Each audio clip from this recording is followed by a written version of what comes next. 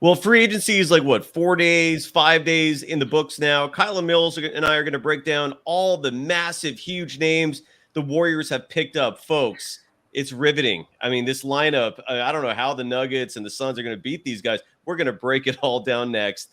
This is Locked On Warriors. You are Locked On Warriors, your daily Golden State Warriors podcast. Part of the Locked On Podcast Network, your team every day.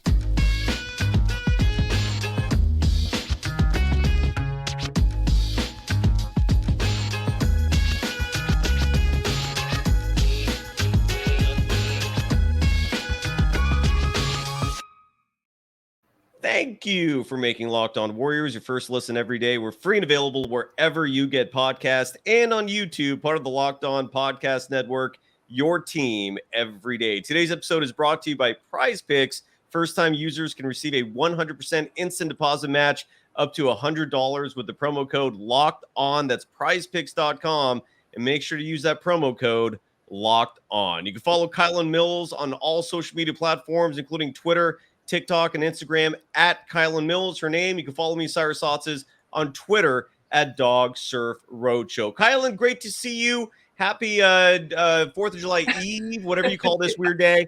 How you doing? And give me your first reaction, and the audience as well, to the Warriors' activity or lack thereof, as we're in day, 4 now of free agency? Yeah, take it away.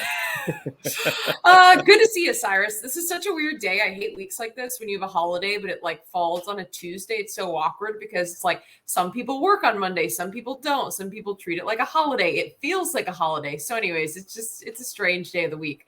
What's even more strange is the lack of activity from the Golden State Warriors in free agency. I mean, to me, this is a team that needs to bolster their lineup and their roster and needs to do it quickly. I was hoping to see some more signings. I know we're going to break down specifically Cory Joseph, and I can get into that in a minute. But first, I just want to talk about, maybe some of the lack of movement. I think the Warriors need to really try to jump on picking up a big and doing it quickly. We both have talked about the need for size. And to me, that's the one area when I line up, everyone that the Warriors have on this roster right now that they still are lacking in.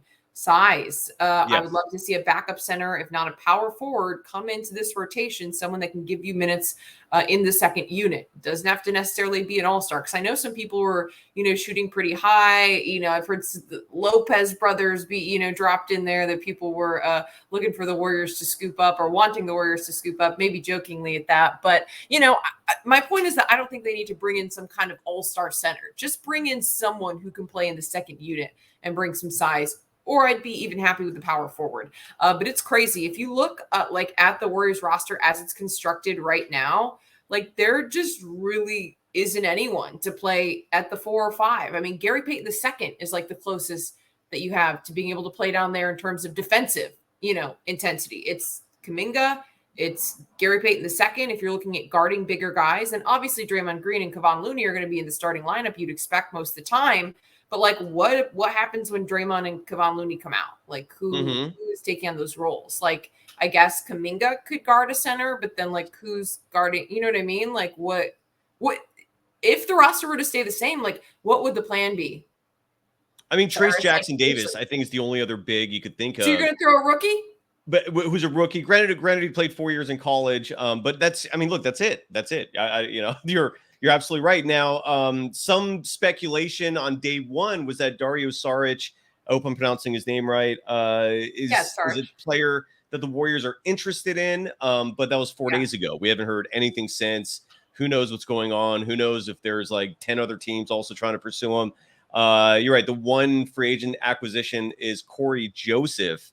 I guess, look, let's there's some positives here. First of all, Cory Joseph is here because Ty Jerome's gone.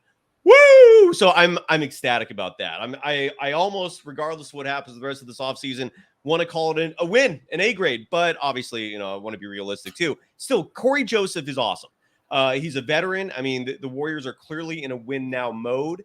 They seem to value the point guard position a lot more than I do. They've been seeking some help. They got Chris Paul. Now they got Cory Joseph, who last year shot 39% from beyond the arc, which is huge. He's a great three-point shooter, still averaged 7 points a game in a backup role. He's durable. He's a good defender for a point guard. I thought that was a solid pickup. Not nothing to write home about necessarily, but a solid pickup. You're right about the size thing. What are your thoughts on Cory Joseph, though? And we'll get into the size thing in a second because I have a list of all the remaining players who the Warriors are going to have. They're going to have to get people. I mean, there's 2, if not 3 holes on this roster. But what are your thoughts on Cory Joseph? At least they filled the backup point guard spot, so Chris Paul can take days off here and there and play limited minutes. Are you excited about him? What are your thoughts?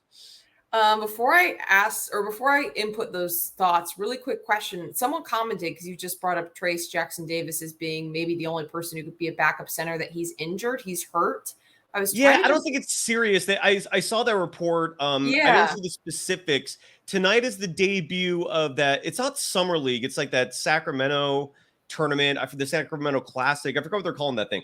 So it's an exhibition California tournament. Classic, maybe. That's what I think that's what it was last year. Called California Classic. Yeah, so and it's like a summer league type format. It's their exhibition game, so you're going to see young players play. But yes, Trayce Jackson-Davis. Because of the only thing I read is wear and tear. I have no idea what that means. I hope the injury is not serious, but you're right. He's not going to play tonight. So whatever that means. I mean, you never want to hear that from a rookie that you literally just drafted, like ready to make his summer league, faux summer league, whatever you want to call this tournament debut, and he's already hurt based on wear and tear. Bro, you're one of the young guys. We can't afford to bring in young guys that are already dealing with wear and tear issues. Like, come on. Right. Like you said, it's something minor. And that's what I was trying to look up. I'm like, do we even know a specific body part? Like, what does that mean? So that's not good to hear. Okay. But back to what you were just talking about in terms of Cory Joseph. I like the signing. I think it's a good pickup. It's not one that I necessarily anticipated, but looking at his profile, you mentioned it. He's a good on-ball defender. Joseph is a 12-year veteran, so he knows how to play the game. He surely can work into the rotation. He's maybe lost a half step because he is older, but he's still going to be a positive in terms of perimeter defending and working within this Warriors group. So I think that's definitely huge. You've got a guard who can defend. The Warriors lost Donte DiVincenzo, one of their best on-ball defenders. I think Cory Joseph is serviceable. I don't know if he's going to be exactly up to par with what we saw from Donte DiVincenzo defensively, but I think he's going to be, you know what I mean? He's going to be at least up there to where he can handle the role. You're not looking at a liability like Jordan Poole. Or even close to a liability like Jordan Poole. I hate to even compare the two because, we've talked a lot about Jordan Poole's defensive issues. So I think that's a positive. Another couple things to note about Cory Joseph. You mentioned it, but, shooting nearly 40% from 3. That's a super big positive. He's also a player who could potentially play off ball. Yes, he can fill in a backup point guard role, but he also can play off ball and can spread the floor because he can't shoot the 3 ball. So that's a big positive. One other thing is last season, Cory Joseph was top 10 in assist to turnover ratio. That means he's a point guard who's going to take care of the ball, and you don't have to worry about any of the sloppy turnovers we saw from the Warriors late in games throughout last season. So that reassures me a little bit in terms of what type of player you're getting as well. So I think there are a couple different parts about his game that are going to be good additions for the Warriors. I think it's good to add some insurance at the point guard position because we know that Steph Curry is going to miss, I'm going to say give or take 20 games at least. I mean, I hope that Steph doesn't deal with any injuries, but even when he's just dealt with, speaking of wear and tear, minor wear and tear, or, something always seems to come up every season. He's an older player. They're going to be looking to rest him and also manage his minutes. So you've got to expect that, there are going to be times where Steph's going to be out. And now you added in Chris Paul, another aging point guard, into the mix. You've got to assume there's going to be some games he's going to have to miss, whether it be, minor injuries or load management and things like that. So who's that guy that's going to step up after that? And last season, we saw Ty Jerome getting major minutes as a two-way player. So I think it's good to bring in a veteran who has that high-level NBA experience. I just talked about all the numbers that he can add to the system. So when the Warriors are healthy, he's a viable option to play off ball. When the Warriors are dealing with missing one of their point guards, one of the first two, the third in line is someone who has experience and can run an offense. That does make me feel better. It does make me feel better about the size, but you've got a solid perimeter defender in addition to a player who can run the floor with experience, won't turn the ball over, and can shoot the 3. So I'm happy with that. Totally. I'm with you on that. When we come back, we're going to talk about what players are still remaining. There are some, but that list is getting smaller and smaller. In the chat, I saw, for example, Mo Wagner. He's gone. He got signed. and he got signed for above the vet minimum. So the Warriors were never really in contention there. But there are some players left. And when you're considering the fact that the Warriors' tallest player right now is 6'9", yes, there are some major issues there. We'll talk about that and so much more after we first give some love to PrizePicks, a longtime sponsor of Locked On Warriors. And look, PrizePicks is all about daily fantasy made easy. It's all about having fun while you're watching your sports. And look, whatever the sport is, right? The Women's World Cup is just around the corner. Major League Baseball is going on right now. And you could bet on that. And you're betting on individuals. It's over-unders. It might be number of hits in a game. It might be number of goals or assists in a game. Whatever the stat is, you just got to pick a minimum of 2 players, a maximum of 6 players. You could win up to $1 million if you get 6 correct picks. True story. The payouts are super fast and easy. No sketchy wire services that you have to deal with. And it's legal in California. That's a huge perk as well. Download the PrizePicks app or go to prizepicks.com to sign up and play daily fantasy sports. First-time users can receive a 100% instant deposit match up to $100 with the promo code Locked On. If you deposit $100, PrizePicks will give you $100. If you deposit $50, they'll give you $50. Whatever you put in, they'll match. So you start playing with double what you put in. But don't forget to enter the promo code Locked On and sign up for an instant deposit match of up to $100. You are Locked On Warriors, your daily Golden State Warriors podcast. Part of the Locked On Podcast Network, your team every day. Thank you for making Locked On Warriors your first listen every day. For your next listen, you everydayers, I don't know yet, but follow us on Twitter at Locked On Dubs, and that's where we make all our announcements for guests, what time we start, and so forth. So I made a list on Friday's show, Kylen. I created a full, in terms of categories, all the potential free agents that are available for the Golden State Warriors, and I'm going to run through that so we can see who's left from what was originally published. Now, look, I didn't have a Cory Joseph in this list. Oops, sorry, I got to share this. Wait, I got the wrong one. Here we go. Share this. Okay, I didn't have again Cory Joseph in my list, but I did have in the lowest category possible. This is pure desperation, and the Warriors are getting close to this. You still have Blake Griffin available. You still have Boban Marjanovic available, and you still have Taj Gibson available. None of them are exciting. None of them probably translate to a world title, but they're still out there. Kylen, do any of those players excite you? Oh, Cyrus, it's getting bleak here, man. I mean, I don't know. Let me zoom in on this. I actually don't hate Taj Gibson. To be honest, I haven't watched him the last couple of years, but I did watch him quite a bit when he played with the Bulls. I don't know. I mean, he at least was a solid defender, a good hustle player, a good rebounder back when he played with the Bulls. But none of those guys excite me. I mean, it's not good. I don't know. I mean, Blake Griffin, I guess, is there. What were his latest shooting numbers? That's what I'd be Gibson curious. or Blake Griffin? Blake Griffin. Oh, he was on the Celtics last year. I don't have his numbers in front of me. I'll get in a That's second. That's what I'm saying. Like, these guys are all so washed. But this might be all that's left. I mean, I see people mentioning Dwight Howard. I wouldn't hate that. You and I actually both advocated for him this last season. But I mean, there are reports out there that have. Dwight Howard expressed interest in playing for the Warriors last year, but there are reports that the Warriors have no interest in him, and that's the reason why I didn't include him in this list. I don't know the why of that. I have no idea. But I mean, when you're talking about the fact that if the Warriors are serious about being a world title contender, you're looking at the teams that you have to overcome. The Nuggets are number one on that list, right? As weird as this sounds, I would trust Dwight Howard playing defense on Nikola Jokic. That doesn't sound like an awful idea to me.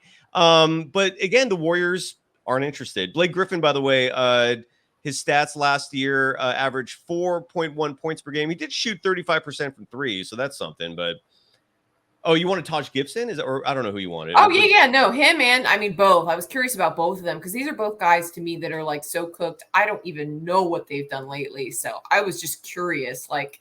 Because my only redeeming thing is like if you can shoot still, then I guess even as players get older, you can add some type of value. But I don't know. None of those three excite me. I saw someone commenting in the chat asking about Jakob Poeltl. He got signed, dude, and this is a problem. The Warriors don't have money to sign anyone who would be quality. I mean, like Poeltl ended up getting signed to I think it was a 4-year, $80 million deal with a player option in the last year. And like I said, people were making comments about bringing one of the Lopez's, but it's just like the Warriors can't afford any of these players. That's the problem. Like they don't have any money left because they're so far into the luxury tax that it's just getting ridiculous. And I'm personally angry because I think the new CBA was atrocious. I don't think it's fair the way it feels like the Warriors are being punished, like flat out. Do you agree with me, Cyrus? On that? I know we touched on it a little bit, but it just popped in my mind when we're talking about the Warriors not being able to sign players and these luxury tax issues. And it just, to me, it also boils down to the CBA and the way this has affected the team's ability to spend. And I personally think it's kind of BS. Like it feels like a hit on the Warriors. Agreed.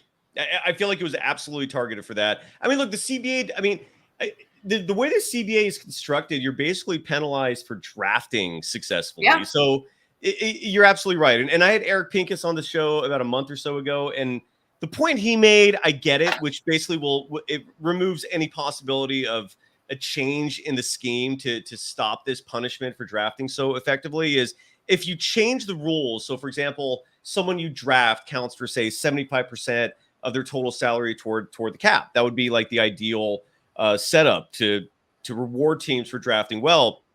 That would mean that the other teams in the NBA would be getting less revenue, right? Because they split up the pot with all the luxury tax penalties and all this extra money that teams like the Warriors have to pay to the NBA. That money then is turned around and given to the other NBA teams. And if you change the rules to not apply salaries toward the luxury tax, if they're drafted players, you're also taking money away from the owners of, say, the Indiana Pacers, the Orlando Magic, the San Antonio Spurs, all these small market teams. So regardless of fairness, economically speaking, it's virtually impossible. It sucks. I'm with you. Why would you penalize teams for wanting to be organic and raise their players from their own system and keep their players? But that would mean less money for the other owners. And that was his logic. And I was like, well, damn it. I mean, it doesn't mean it's right, but it also means we're likely never going to see a change in this system or this rule. So I'm with you, though. I'm 100% with you. Yeah. What about someone mentioned the chat, Mo Bamba. Did he just get waived by the Lakers? No, Mo Bamba is on my list. I was going to get to him in a second. I don't know if he's still available, though. I'm going to look that up right now. But Mo Bamba was on my list. I'll get to him in just a second. I believe he's still out there. Yeah, he's still out there. I'll get to the list in a second. I hadn't seen that he got signed since being waived because he just got waived pretty recently. He was a free agent, or his contract was not picked up. It was it was non-guaranteed. It was a non-guaranteed contract. Yeah. Yeah. So he is currently remains an unrestricted free agent. I'll get to that in just a second. So we obviously don't want Blake Griffin. We don't want Boban Marjanovic. We don't want Taj Gibson. Group G, the Brad Wanamaker group. We have Javonte Green, who I think is still out there, but he's not a big. Derrick Jones Jr., do not be surprised if he ends up with the Warriors. And he would actually be a solid addition. He's like a power forward type, doesn't give you height, but he gives you toughness, gives you defense. And then Frank Kaminsky, if I'm not mistaken, is still out there as well. He can shoot the ball. He doesn't excite me, but Frank Kaminsky is still out there. Any excitement for him as a free agent center? I'm not excited about any of these guys again, and I hate to say it. I mean, I know that it's slim pickings, but I don't know. I just feel like the Warriors needed to act quicker. I actually don't mind Derrick Jones Jr., but he just isn't very tall, and I feel like he's got to be 6'6" maybe, and it's kind of 6'7". Yeah. So I just feel like I kind of want more size than that. It's like we already got Draymond Green playing the small ball center half the game. And really the only other option we have right now is Kevon Looney. And, Jonathan Kuminga is right around the same, height as that as well. So I wouldn't mind adding, still someone who's bigger because I kind of like Derrick Jones Jr. He's all right. So yeah, I don't know. Ray Lang, real quick. You keep bringing up Mo Wagner. He's gone. The Orlando Magic re-signed him. So He is not available. Moving on in the list, and again, Frank Kaminsky would not be an awful option. He is, I believe, 6'11" or 7 feet. Can Yeah. shoot the three. I'm not, he doesn't. None of these names are going to excite anybody. Yeah. Okay, this is the reality of the Warrior situation. Unless they pull off a big trade, this is what we're going to have to settle with here. So Group F. This is the Glenn Robinson, the third group. Markieff Morris is still out there. JaMychal Green is still out there. Tristan Thompson is still out there. Myers Leonard is still out there. And so is Bismack Biyombo. All 5 of these individuals are still available. Do any of them excite you, Kylen? Time out. I'm sorry, but we can't bring any of the drama that comes with Tristan Thompson to the Golden State Warriors. I'm just gonna, I'm just gonna say a no to that. Sorry, that just made me laugh. Of course. It's interesting that JaMychal Green's name is on this list. Well, is he like? Well, I brought it up just because when you look at all the available players, I mean, he's not awful. He knows the system. I don't think it would be I don't think it would be impossible to imagine him back in a Warriors uniform. I don't think it's ideal, but he's out there. Yeah. Gilbert Abalo, by the way, Christian Wood is not on my list just because I don't envision him signing with anyone for the veteran minimum. If he's available, I would love Christian Wood. I've been an advocate of his to come to the Warriors for like 3 years now. So I just wanted to mention that as well. Before we move on from this list, Kylen, any other thoughts?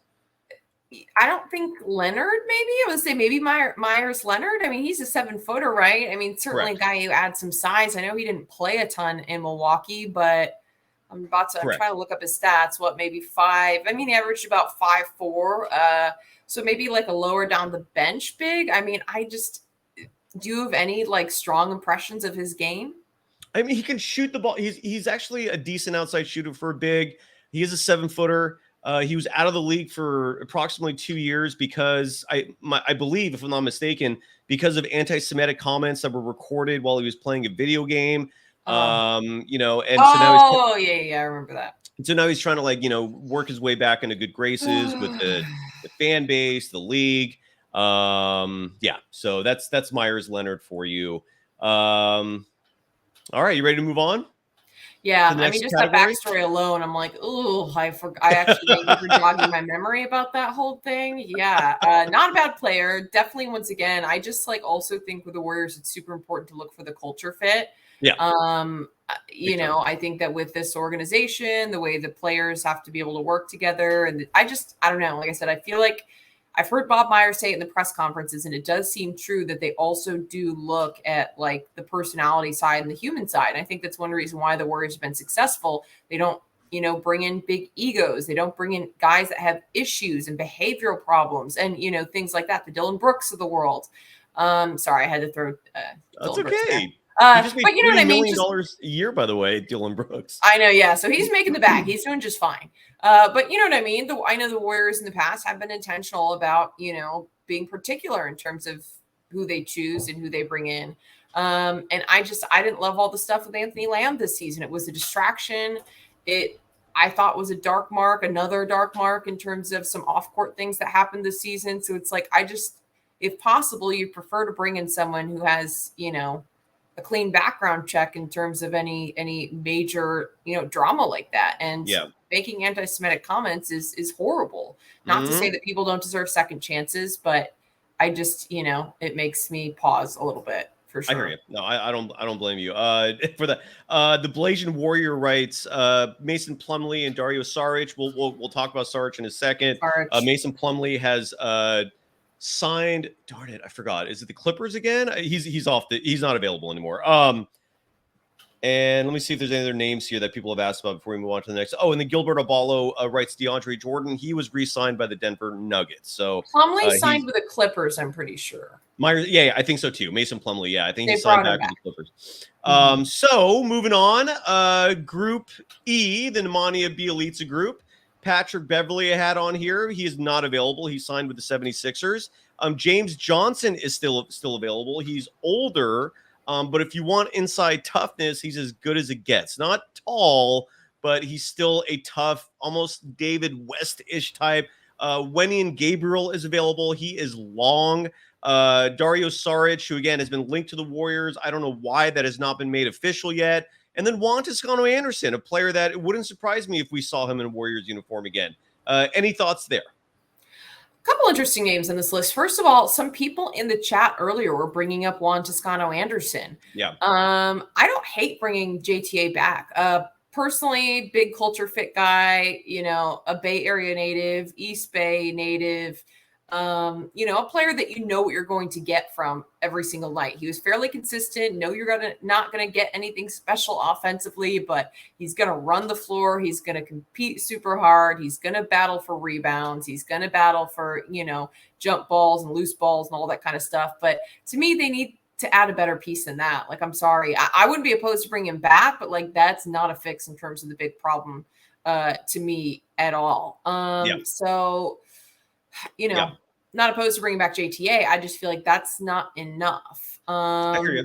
I like Wenyen Gabriel too as a player. You mentioned long, athletic, exactly, strong. Very athletic, good defender. So I like Wenyen Gabriel. I just think that I still would like to see more of a traditional center. I mean, I don't know what you think about that. And I like Dario Saric because he is, 6'10". He does bring a little bit more of that size. He's also skilled. He's pretty smooth with the ball. And I feel like he's especially skilled for a big. I don't know about what you think from what you've seen from him, but I like him. I like it.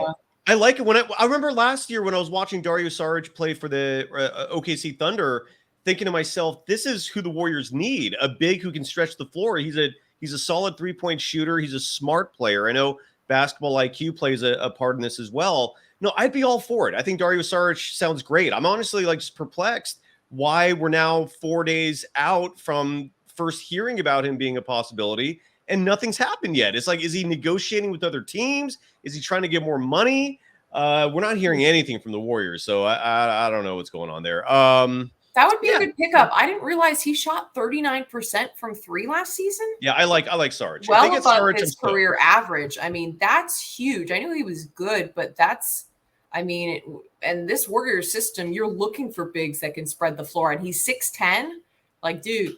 Maybe even taller. He might be even 6'11" or 7 feet. Yeah. Okay, so yeah. I could be wrong. He's a big. But again, they don't have him yet. So until they do, we can't really – I don't understand what's going on. And Ernie B. Hernandez, that is a fair also thing to write. Yeah, Ernie says that Dario Saric is not a good defender. That's fair, but you need size, and height alone makes you a better defender. He's not going to be able to defend quick guards who are penetrating, but if he's tasked with a Jokic, with any big you can think of out there, he can at least hold his own, right? I mean, he's got height. For sure. Ready to move on to the next group? Yeah, let's do it. So Group D, the Otto Porter Jr. group, has Utah Watanabe, who's with the Suns. Mo Bamba, still available. Moritz Wagner re-signed with the Magic. Damian Lee re-signed with the Suns. Mike Muscala, I think, is still out there. I actually don't know what's going on with him. Muscala would be awesome at this point. I'm actually going to look up to see what his status is. But any thoughts on any of those players that is in Group F or Group D?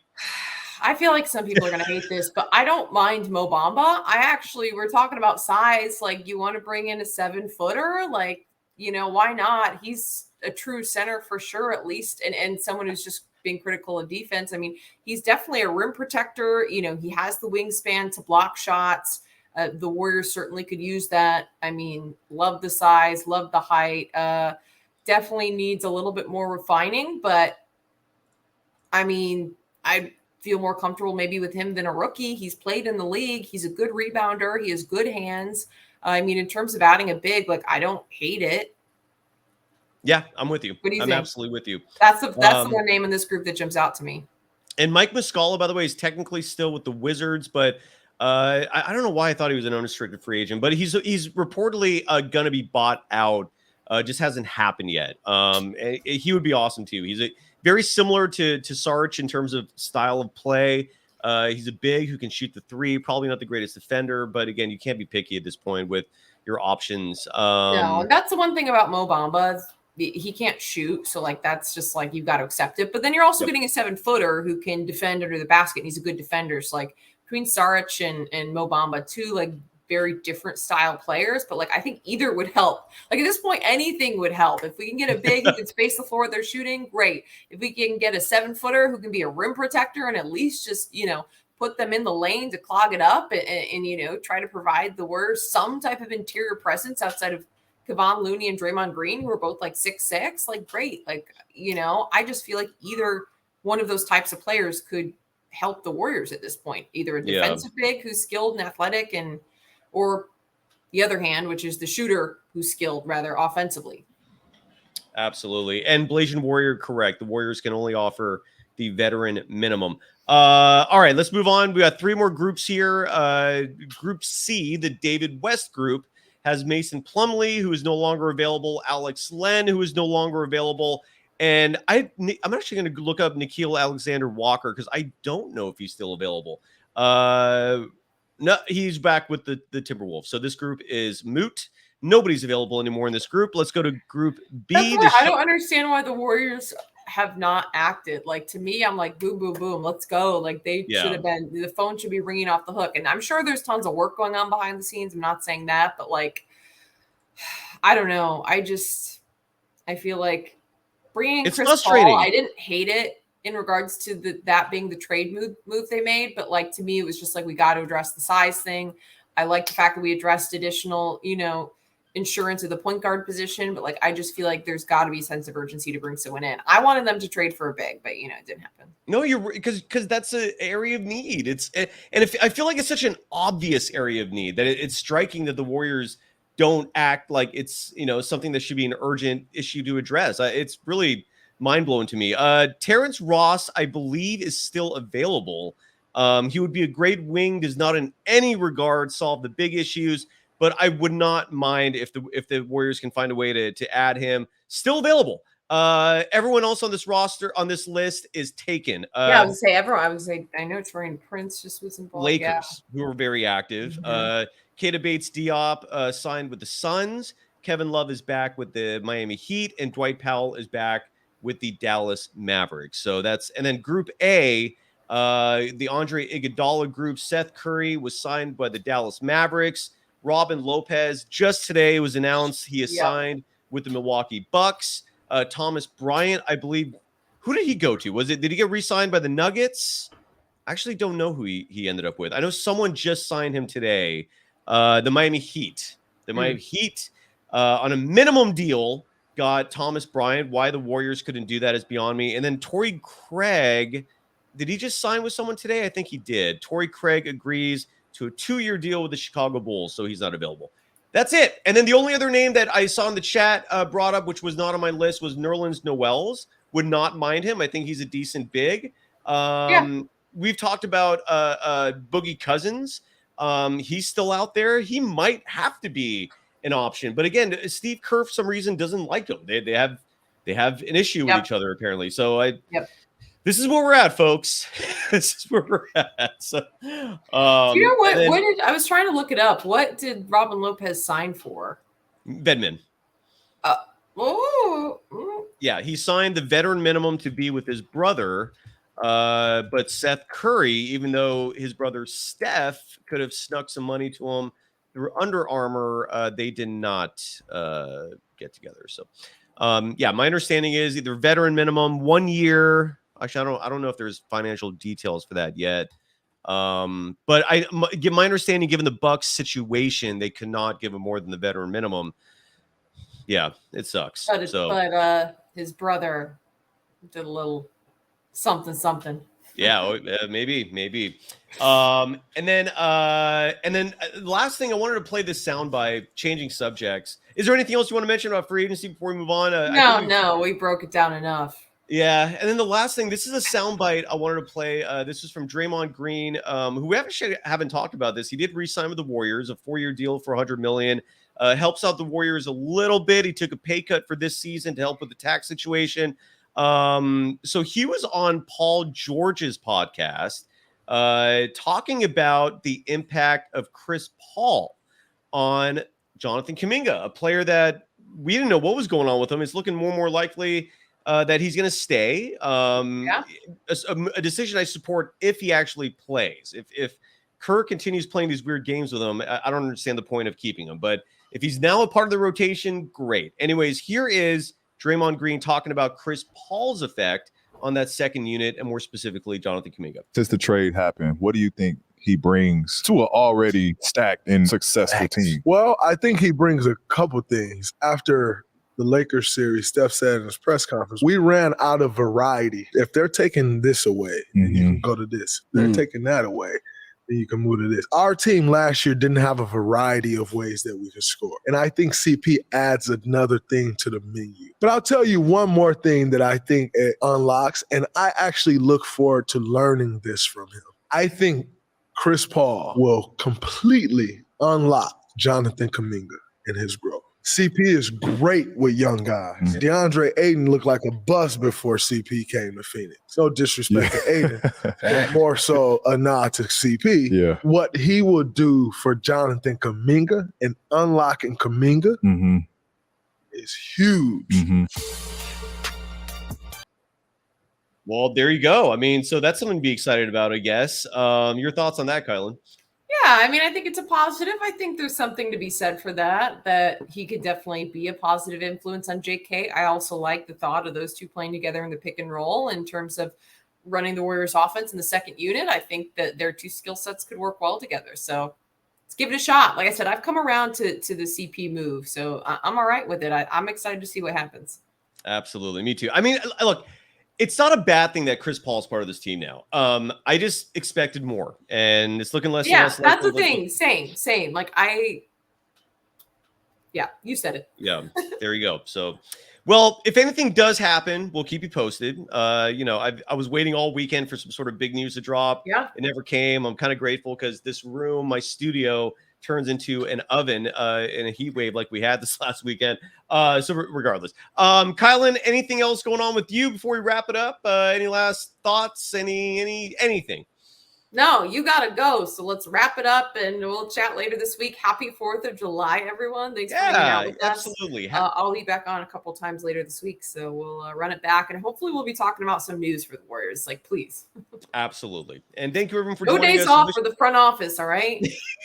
No, I wish we had more to report. Believe me, I don't think anyone's happy with what's going on, but it's early. And thank you, everyone. Follow us on Twitter. Follow us on all that stuff. We'll see you soon. Bye, everyone. Take care. Bye-bye.